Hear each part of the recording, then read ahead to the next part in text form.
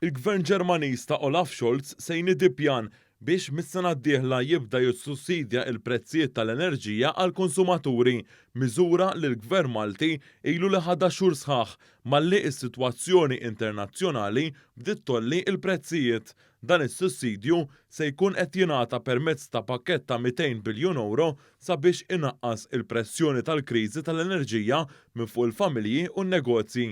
Din l-għajnuna se tkun qed tingħata għal prezz tal-gass u għal konsum tal-elettriku. Dan il-pakkett se jidħol fis-seħħ mill-bidu ta' Jannar għall-industrija, waqt li għall-familji se jidħol fis-seħħ mill-bidu ta' Marzu li ġej.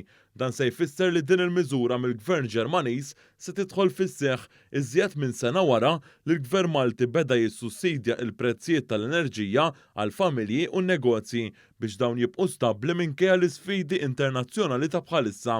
Il-Gvern Malti tal-garanzija li se jkompli jipproteġi lill-konsumaturi miż-żidiet fil-prezzijiet anke s-sena d-dieħla, hekk kif fil-budget għas-sena d-dieħla il-Gvern se jinvesti aktar minn 600 miljun euro sabiex ikompli iżomm il-prezzijiet tal-enerġija stabbli. B'hekk b'din il-garanzija mill-Gvern Malti f'sentejn se jkunu ġew investiti madwar biljun euro li permezz tagħhom il-prezzijiet tal-enerġija u l-fuel se jibqgħu stabbli għal familji u negozji Maltin u Għawċin.